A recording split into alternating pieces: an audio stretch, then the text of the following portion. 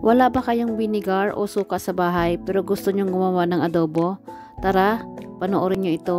Samahan niyo ako sa aking munting kusina. Gagamit ko pala ako dito ng pork ribs at nahiwa na po ito. Tara, simulan na natin.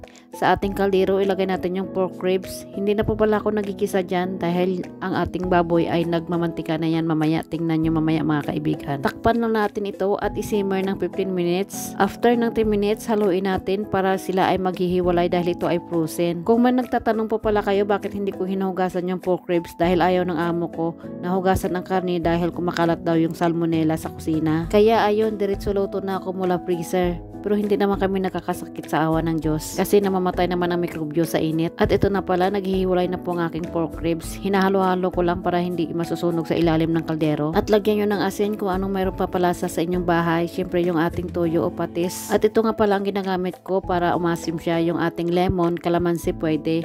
At saka naglagay ako ng rock sugar dahil wala kaming powder sugar. At naglagay na po pala ako dyan ng isang pirasong sibuyas. Ito nga pala ang sabi ko na hindi ako naglalagay ng mantika dahil nakikita nyo nagmamantika yung ating baboy para iwas sakit at kolesterol, kaya hindi na ako naglalagay. Tinakpan ko muna para magsimmer yung ating sibuyas at maluto. Lutuin lang ito hanggang lumambot ang ating karne. At ito na, luto na po yung ating adobo with a twist at lemon.